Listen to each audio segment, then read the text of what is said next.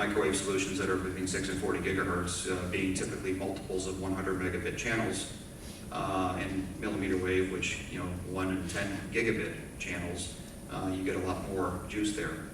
Then you get free space optics, and the only thing I can say about free space optics is the reason they put jackets around it buried in the ground is because that's where laser belongs. It's a little bit too delicate to be in the air. Mother Nature tends to cause it a whole lot of headaches. But one of the things I said earlier on, and I'll say it again to make the point clear, when you're building these networks, it is a case of right tool for the job.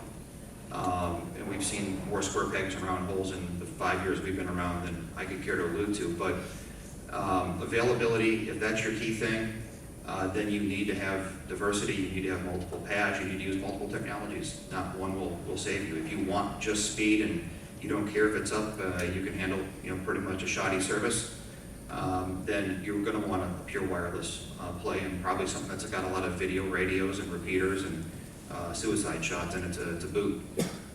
But I think in a general sense, those are the three sciences that are available, and it really, in terms of user experience and success, comes down to right tool for the job. Yeah, I agree with Jay's estimate. I don't think there is any sort of self-respecting trader that would use only one technology in their network. I think all the customers typically have some sort of diversity, and that's really the key protection against some sort of network losses and so on. Speaking specifically about the microwave or millimeter wave, the good thing is that the models that you sort of evaluate technology, model technology, and build the network are very well known. The relation, the millimeter wave and microwave is affected by rain statistics available for several hundred years, basically. You know exactly how rain affects microwave signals, millimeter wave signals. Physics is relatively simple, and with very high level of probability, you can estimate if you put radio at certain distance using certain RF channel, what availability will you get? And then you typically start from customer demand. What do they need? Do they need 3 nines, 4 nines, 5 nines? What are the statistical availabilities, kind of practical, and how much money do they want to spend building the networks? So I think, again, the good thing is that there are no surprises. But yes, weather affects microwave. So let me ask you another question. So your company sells the equipment, right? So that kind of begs a question. I know there's some firms that choose to build things themselves versus going to a vendor. There's a number of vendors out there. I think Dan's going to be offering wireless as well. What's involved in both in cost and expertise and so forth in trying to build one of these wireless transmission systems for yourself versus, am I better off? And I guess it depends on the size of the firm and the technology, but building it versus buying it from someone. Well, our business model is, yes, we design, build, and manufacture in high volume millimeter wave radio. On top of that, for some of the enterprise customers, that including the financial services, we would extend a little bit more help in sort of design the millimeter wave networks, assist with regulatory environment, and potentially build it for them. But so we would stop there. We're not a service provider, obviously. We build equipment and design the network. Do you handle the licensing as well? Yes, we do. Because majority of our customers are telecommunication service providers. They typically do all those things by themselves. But more, if we work with more enterprise customers, and specifically financial services sector, they sometimes ask us to do the licensing for them. So we could do that. Now, what it takes to build the actual equipment versus somebody else doing something. Well, we're a commercial company, so our business really, we build thousands of radios. We sell all around the world. We are present in about 40, 50 countries. We have about 20,000 units in the field. So I think we know how to basically make commercially. The financial service demands sometimes are very specific and require some custom-made equipment. So I would say if somebody has some very, very unique requirements, then it might justify spending, a couple of $1 million to customize equipment. And, either we could do it or somebody else can do it. Lots of research labs around the world that are capable of making one or two of anything, right? But if, looking more into the reliability and, sort of staying power of the equipment, then I think we definitely the best choice. Or another vendor that makes commercial equipment. Okay. Jay, I want to ask this kind of both to Jay and to Dave, but if I'm a trading firm and I got a bunch of money burning a hole in my pocket and I want to build this thing, I've got to have some in addition to buying equipment, I've got to have some expertise. Where do I find the towers? Or if I come over to Dave and I say, hey, I've got an office in Sydney and I want a microwave link over to your co-location center, are you going to allow me to put up my own antennas? And kind of who designs all this? What do I need to do to make that happen? And are you going to let me do it? The quick answer is no. Depends how much money you have. Yeah. We'll put an antenna on a roof and we'll supply that for you. So we'll make that happen. So we don't want to get into a situation where people are then trying to crowd for the best position for their disc on the top of our building. So we provide those services, we'll bring it in, we'll provide that for you. So I think our philosophy might be slightly different, whether it's our fiber network, whether it's our millimeter network, we do it as an asset to be shared by all of our customers. If I look at what we're doing here, for example, we're running connections into Aurora and into East Cermak. We really couldn't anticipate that somebody is going to bridge that gap themselves or build a network from Chicago to Sydney themselves. It would be too much of a hurdle to get people into our market. So we put that in place. We make that as low latency as possible. We try and remove those barriers to entry to our market, and vice versa. We can just as easily take Australian traders back to see me, for example. Yeah, to your question on burning hole money problem, I think if you're coming in as a user, there's a couple of considerations that I think are relatively sage. And just to give some reference, if you look, we're in the process of putting a network in between Chicago and Seattle. The underlying OpEx for something like that's going to be around $150,000 a month just in tower rents. So if it's a big hole that you've got money burning through, then you might want to spend that much every month. Not to mention it's going to cost a good 7 high, low 8-figure number of capital dollars to build that project. What we've found in talking with our customers is more and more there are some who want that bespoke nature, who want to have some sort of their own proprietary cup of soup, and there's more and more that as this market's maturing that are happy to be one of 10. The economics are drastically more favorable. There's not the risk in build capital. While Saul has made a comment about time to revenue, which it is generally true, zoning and site acquisition for building these networks is a pain in the rump. I mean, it can take 6 months to get access to some of these sites. And while a millimeter wave is substantially easier to deploy than microwave, when you're doing long-haul networks, which are more expensive to construct, you can get into some really interesting zoning and permitting issues. I've had more testimony in front of city panels where grandma's afraid that my microwave is going to turn Johnny's hair orange, and they're going to have 3 legs, and the poodle's not going to bark, it's going to meow. And you have to prove why that's not true. It takes a real effort. So all those things are wild cards when you go to look at building.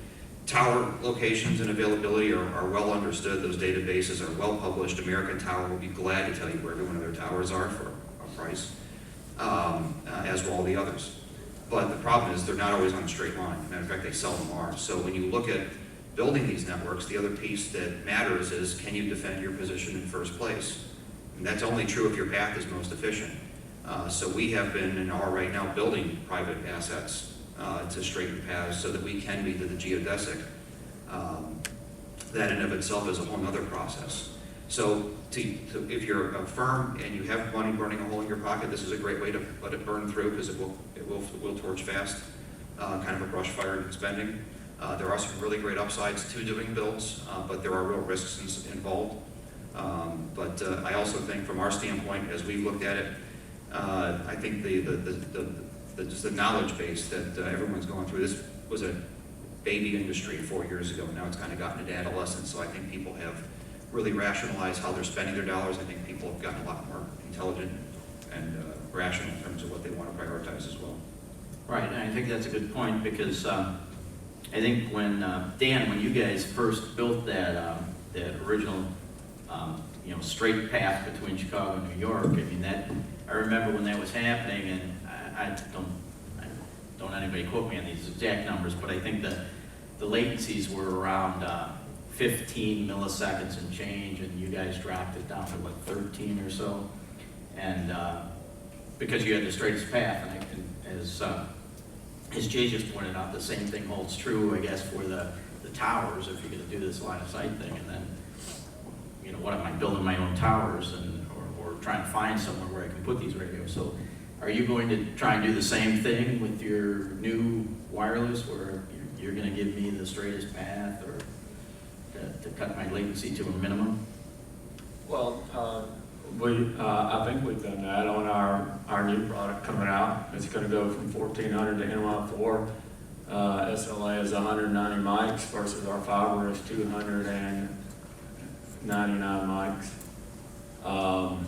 And then of course to NY2, the SLA is 186 mics. So is it fast? Is it straight? Yeah.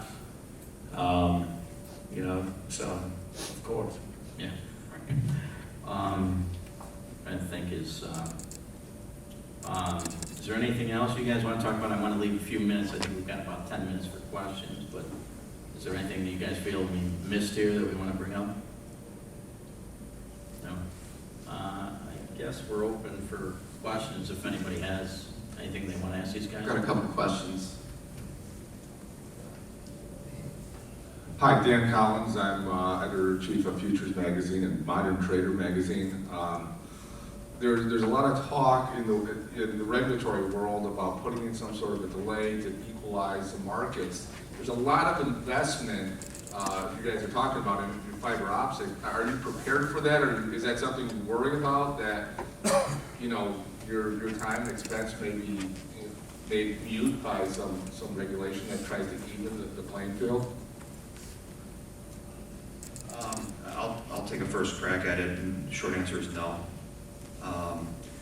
What I would challenge is that the people in this room are about 3 orders of magnitude smarter and more creative and clever than any regulator. Speed is always going to be necessary. Even if there is an attempt to do something, there's always a workaround, and sometimes regulation makes new opportunities, so it doesn't keep me up at night.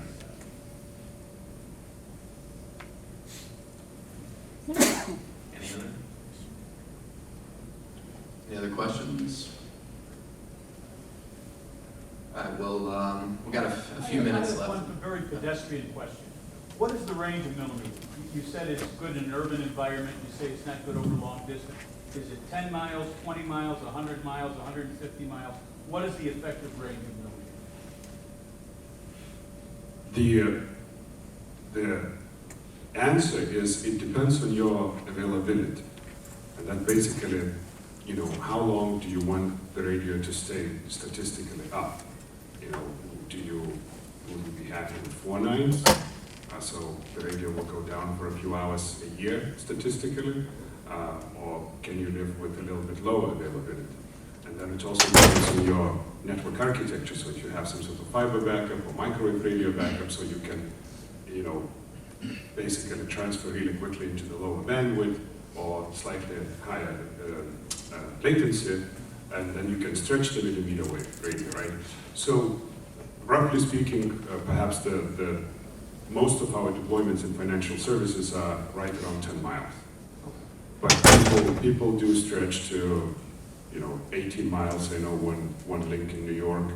But then I think if you go below 10 miles, then your availability will be higher. So if you are somewhere around 5 mile distance, then you perhaps don't even have to worry about the backup. But sort of 10 miles and higher, you need to perhaps think about some backup technology. But to drill down a little bit on that, to contrast that with microwave, and I'm speaking out of my comfort zone here, but it's in terms of that versus microwave, it's about an order of magnitude in terms of both distance. So microwave would get you about 10 times farther, but the millimeter would give you about 10 times the bandwidth as well. Let me just, if I may, since we deploy the technology as well, and as a service provider, our design rules for millimeter wave for a carrier grade service is 1 to 2 miles. We have stretch lengths upwards of 10 miles, but it's important to understand too, when you talk about availability in the wireless world, it isn't the same as the fiber world. Fiber goes down when it floods out or a backhoe goes through it. It's understood. You know where it broke and you know why it broke. You can see it, you can touch it. You deploy someone to the field and they fix it. It takes some time. Wireless burps. It rains, it drizzles. A wet bird, if it's too far apart in distance, will cause it to go out. It will cause your hair to turn gray and your mind to go nuts if you don't understand that the phenomenology of availability in wireless does mean something materially different. If you look at our NOC and our wireless statistics compared to the fiber statistics, it's a bunch of up and downs and up and downs, and there is problems, whereas when the fiber goes, but fortunately it really hasn't, you get a nice big square. So bear that in mind as you're thinking about the technology, that it's very important to understand it, and design rules are essential to making sure that you're going to get what you expect. Anything else? All right, going to end a few minutes early here. I'd like to thank Mike and Saul and Jay. We appreciate it. So stick with the connectivity theme. Got a great presentation.